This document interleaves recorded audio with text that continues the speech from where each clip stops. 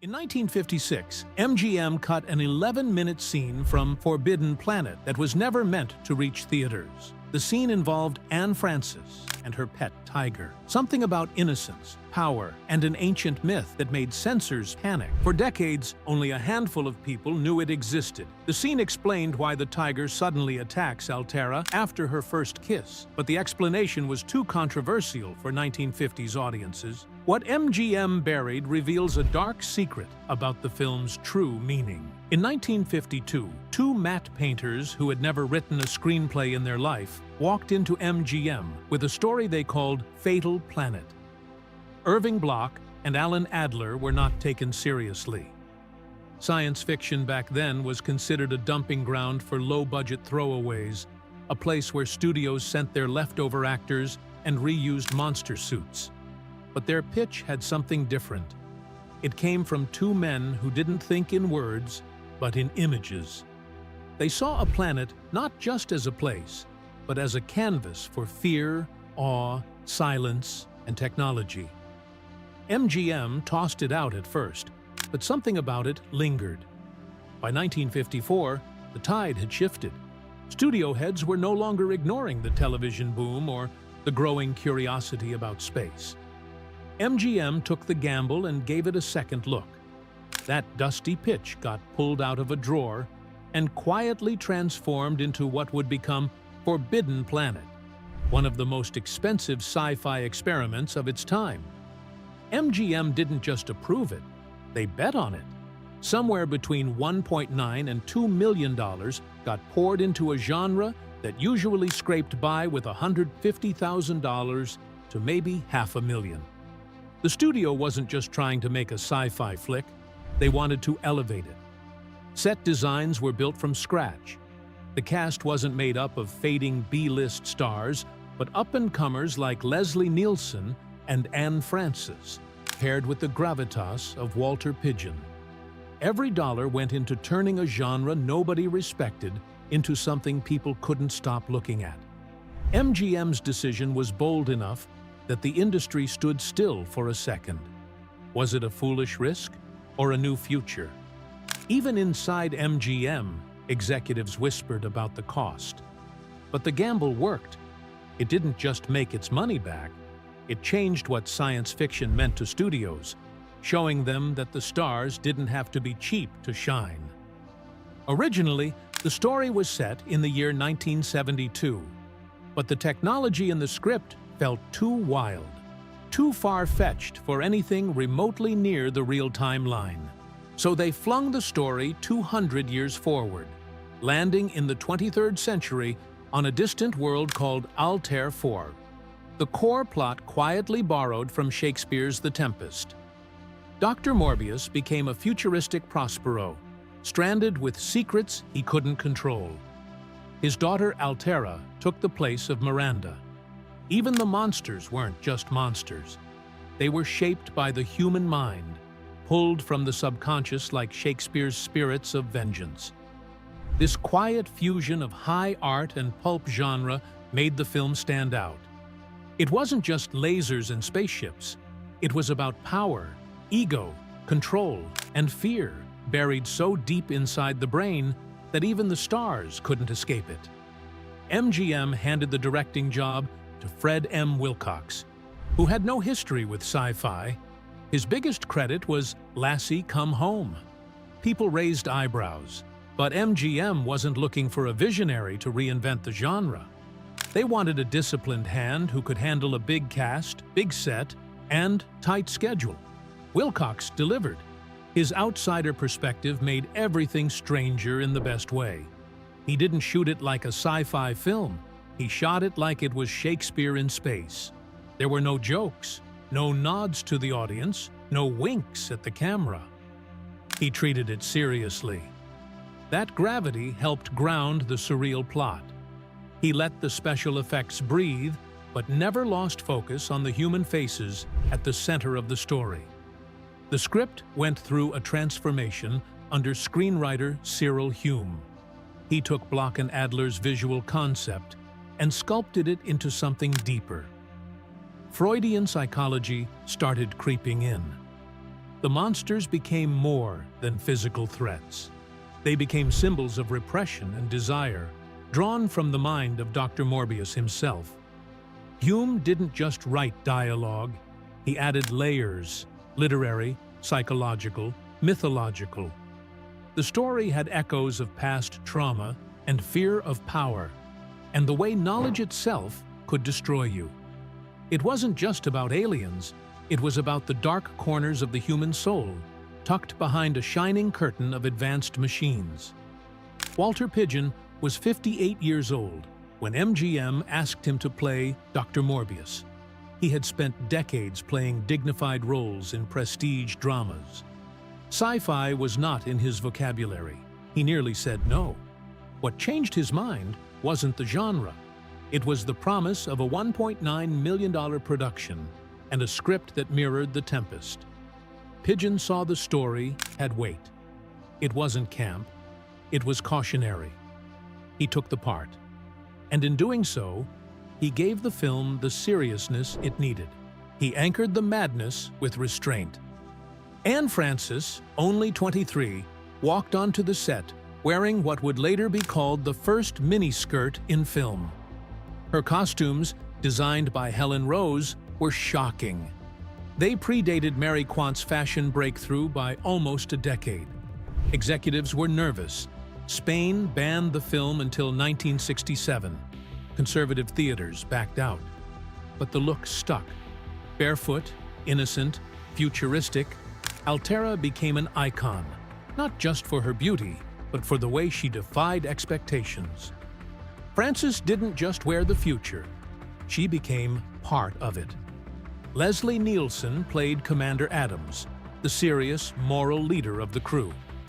Before he was ever known for comedy, he was the straight man. His presence in Forbidden Planet was commanding. He looked like he belonged on the bridge of a spaceship. His role foreshadowed what would later become Captain Kirk. Nielsen later joked that the real star was Robby the robot, and in a way, he was right. Warren Stevens played Doc Ostro, the one who figured it out too late. His final words, "Monsters. Monsters from the ID," landed like a hammer in 1956. Most audiences didn't even know what the id was, but they felt it. His character's death was off-screen, quiet, horrifying. He tried to use the Krell's ancient machine, and it broke him. Stevens delivered it all with a calm that made it worse. The monster wasn't out there. It was inside. Robby the robot didn't speak for himself. Marvin Miller gave him his voice, but got no credit. Inside the suit was stuntman Frankie Darro. Darro lasted only so long. After a few drinks at lunch, he nearly fell over mid-scene and was let go. But the voice and the movement came together anyway, and Robby became immortal. He wasn't just a machine. He had charm. He was a new kind of character. Friendly, deadly, mysterious. The film's first premiere wasn't even in Hollywood. It was March 3rd and 4, 1956, at the Southeastern Science Fiction Convention in Charlotte. Hollywood came later, on March 23rd at Grauman's Chinese Theater. That kind of rollout was rare for a genre film. Most sci-fi stories premiered quietly, slipped into late-night showings. But Forbidden Planet opened big, with CinemaScope and stereophonic sound. It played for 6 months at Grauman's. MGM treated it like an epic. When the music credits rolled, they didn't say "score by."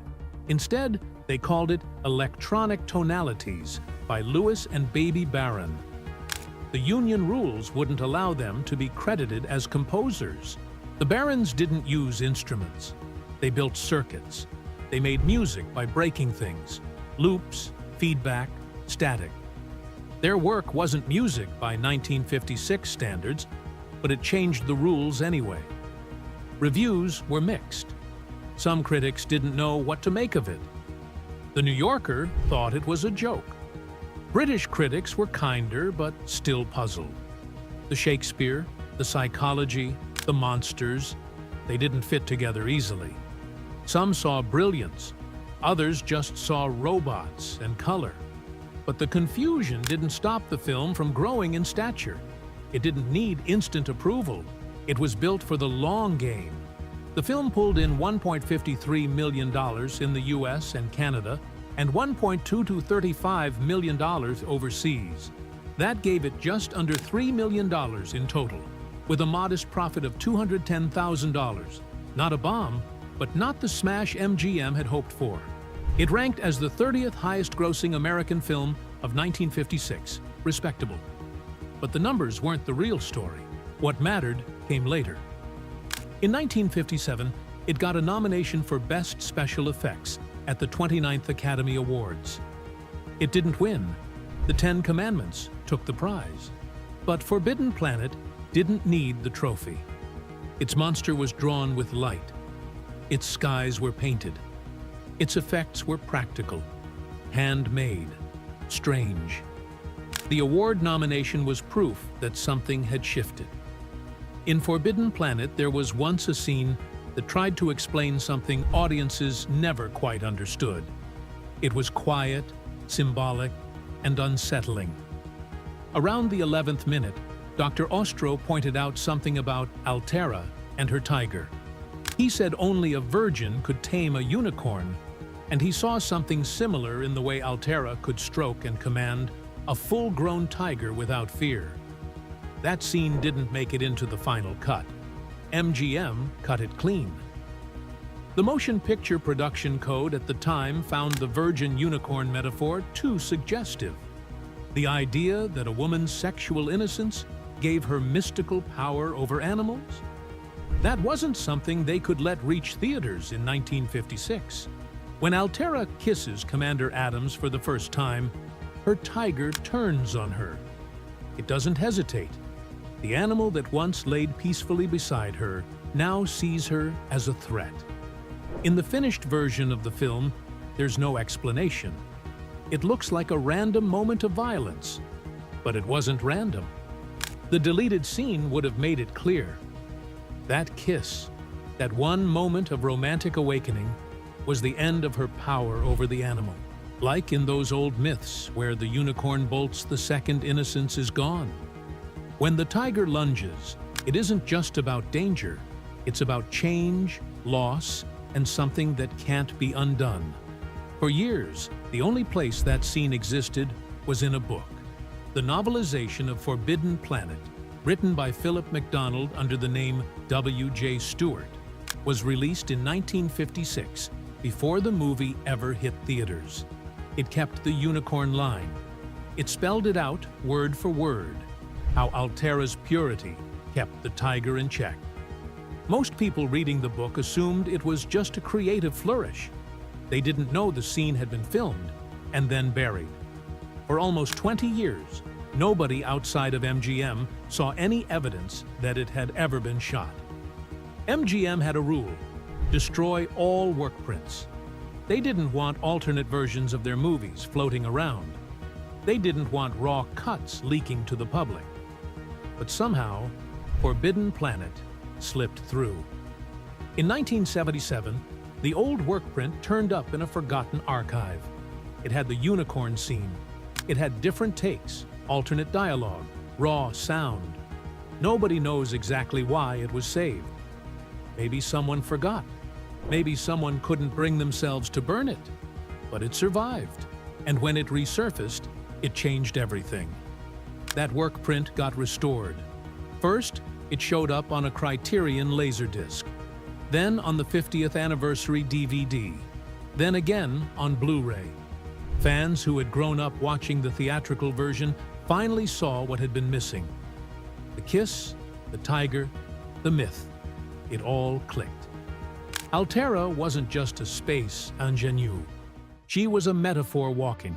Her story folded into layers of innocence, sexuality, and the invisible lines Hollywood wasn't ready to cross.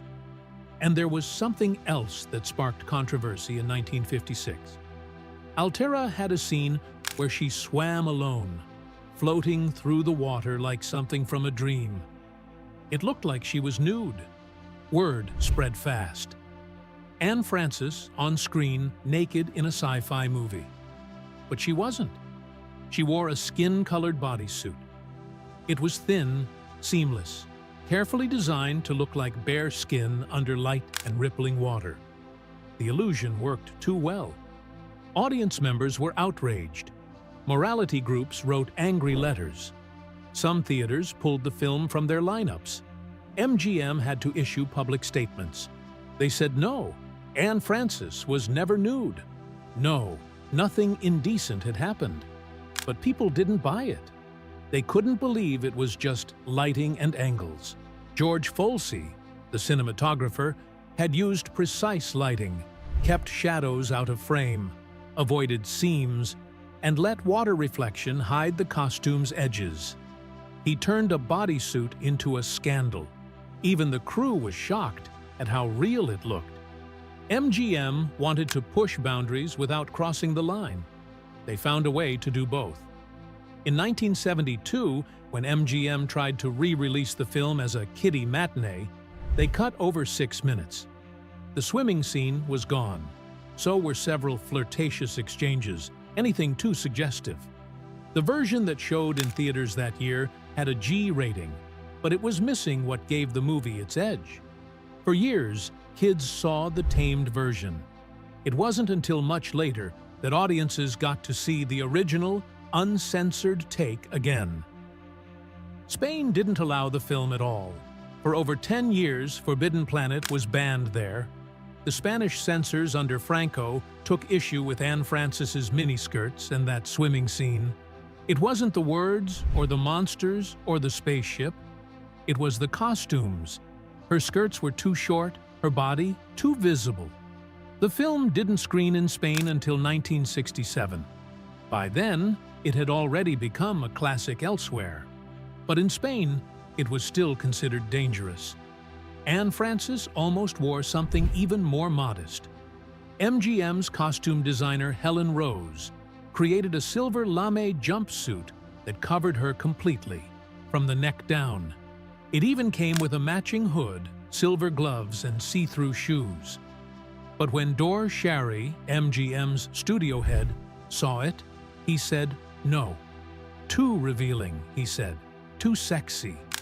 Even though it showed no skin at all, it was tight, it sparkled. That was enough to make it unacceptable. The jumpsuit was never filmed. Only costume test photos exist. Behind all the drama and metaphor was a technical feat most people never noticed. The painted desert in the background wasn't real. It was a 350-foot cyclorama, a curved painting hanging on stage 15. It looked like an alien landscape stretching out forever. But the lighting had to be exact. The sun painted on the background had to match the artificial sun used on set. If the angles didn't align, the illusion collapsed.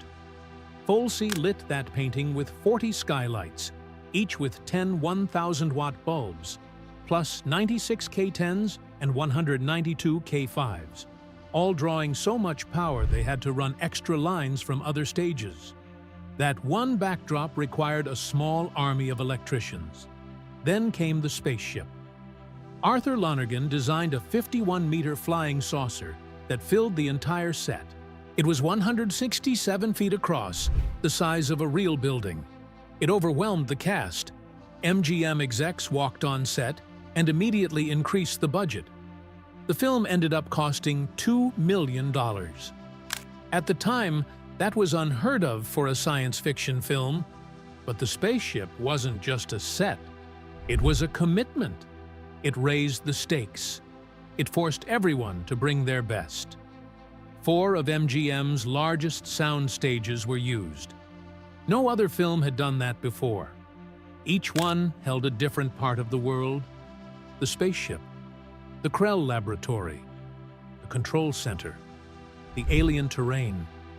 The stages ran simultaneously. Crews worked in overlapping shifts, building, filming, and tearing down. It was a constant rotation. The demands were brutal, and the coordination had to be exact. This wasn't just another genre movie. It was a construction site wrapped around a vision of another world. Inside the spaceship, they built a 16-foot plexiglass globe. It had an outer and an inner shell with glowing steel bands running through them. It reflected everything: light, cameras, crew. Every single thing in the room bounced off that globe. To get one usable shot, they had to mask lights, cover equipment, hide people, block glare. It took hours just to set up one angle. The globe became a legend on set, a beautiful nightmare. Then came the Krell laboratory. It wasn't just wires and lights. It was 50,000 feet of cabling, 2,500 feet of neon tubing, and over 1,200 square yards of plexiglass. A crew of 15 electricians worked it. They used 110 separate switches to make panels blink, lights flash, circuits pulse like they were alive. The power demands were so high they had to run lines from other stages. And every switch mattered. They changed colors mid-scene. They adjusted pulses. It looked like alien intelligence, but it was just human grit. Everything in Forbidden Planet was bigger than it seemed. The missing scenes, the hidden metaphors, the costumes that caused riots, the sets that drained power grids. For a long time, people watched the film without knowing what they were missing. But those gaps, those quiet erasures, are what made its rediscovery feel like opening a locked room. In 1956, MGM poured $125,000 into building a single robot. That robot was Robby. He wasn't some background gadget. He was the centerpiece. The cost ate up 7% of the entire $1.9 million budget for Forbidden Planet. Most sci-fi movies at the time couldn't even dream of that kind of money for their entire production. Adjusted for today's value, that's about $1.2 million. And all of it went into something that didn't breathe, blink, or speak on its own. But Robby didn't just stand there. He moved, blinked, spun, and spoke with lights flashing and gears turning. His head was a plexiglass dome. Inside, there were rotating spheres, gyros, and pilot lights. Everything moved in rhythm, as if he was alive. Actor Frankie Darro was the first person to get strapped inside. It wasn't glamorous. The robot was 7 feet tall, packed with metal and rubber, and the inside was pitch black, sweltering, and suffocating. There was no ventilation, and the head was partially electrified. Frankie once tried filming a scene after a few martinis and almost toppled the robot. The studio wasn't amused. Every step he took was torture. Every movement drained him. And all that pain? It never even showed on screen. Even after the film, Robby wasn't done. MGM needed to make back their money, so they sent him everywhere. He got his own starring role in The Invisible Boy in 1957. Then he became a go-to guest in shows like The Twilight Zone, Lost in Space, Columbo, The Addams Family, The Love Boat, and even Mork and Mindy. He was a walking Easter egg, a relic that kept reappearing. Sometimes he had new paint, sometimes new wires.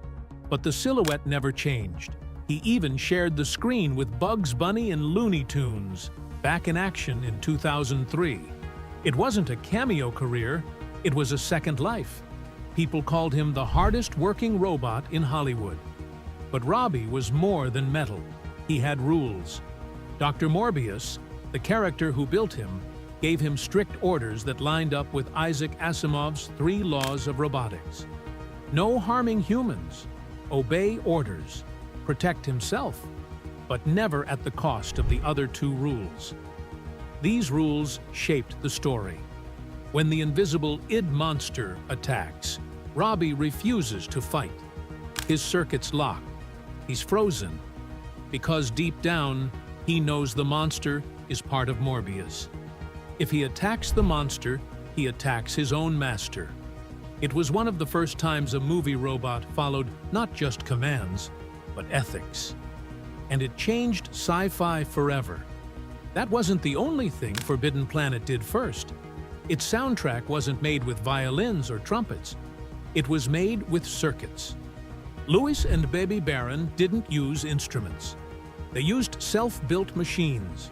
No strings, no keys, just raw voltage and sound. It was the first movie to have a fully electronic score. It wasn't background music. It was the atmosphere, the mood, the tension. The Barons didn't even call it music. They called it electronic tonalities, because the American Federation of Musicians wouldn't let them call it music. The union said if humans didn't play it with traditional instruments, it didn't count. So even after creating something revolutionary, the Barons got second-tier credit. The process was brutal. The circuits they built weren't reusable. Each one had its own sound, personality, and lifespan. When a circuit finally overloaded and died, they recorded that final sound. That death cry became part of the score. Baby Baron then had to sort through hundreds of tape fragments, cutting and splicing by hand. No undo button, no software, just tape, blades, and hours of repetition. She later called it a terrible job, but without her, the sounds would have been lost. Each fragment was unique.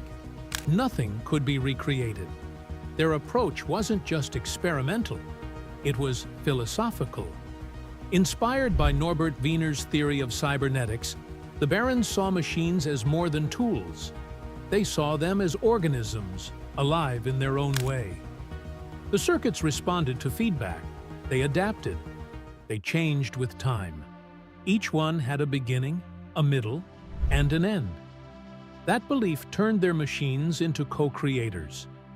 Every beep and screech was a moment of life, captured before the circuit burned out. While the score whispered and buzzed, the monster on screen roared. The id monster wasn't a man in a suit. It was hand-animated by Joshua Meador, a Disney veteran. Every frame was drawn on translucent vellum, frame by frame. It took months. The monster was just a fiery outline, barely visible unless it passed through the ship's force field. It was eerie, threatening, and untraceable. State censors thought it was too terrifying. Some demanded edits. That kind of pushback was rare for an invisible creature. But this one hit a nerve. Maybe because it wasn't a thing. It was an idea. The idea was Freud. The monster wasn't just a threat. It was the subconscious itself. The id. The unfiltered rage and lust and fear that lives under every mind. Morbius didn't know he was creating it. He thought the ancient Krell machine was safe, but it read his thoughts. And not just the ones he admitted to, the ones he buried, the ones he didn't even understand. And those thoughts became weapons. The Krell had built machines that turned thought into reality, powered by more than 9,000 thermonuclear reactors buried underground. But they never thought to limit the machine. So when their own subconscious fears took shape, the Krell died. All of them. In a single night. The same thing nearly happened again. Morbius used the Krell tech, and when his jealousy flared, the monster returned. That's why Robby couldn't stop it. That's why the guns didn't work. They were trying to fight someone's mind. The monster was Morbius. And his pain, his desire, his denial, it all made the monster stronger. Even Altera wasn't safe. Morbius's daughter became the center of it all. Her innocence, her growing romance with Commander Adams, it pulled on something inside Morbius. Something twisted. He never said it out loud. But when Altera kissed another man, the monster screamed. Morbius didn't summon it. He was it. His subconscious fought for control. The jealousy, the possessiveness, the rage, it manifested in the most Freudian way. Film critics later pointed out the incestuous undertones. The monster didn't want to harm Altera. It wanted to protect her from everyone else. And the person it hurt most in the end was Morbius himself.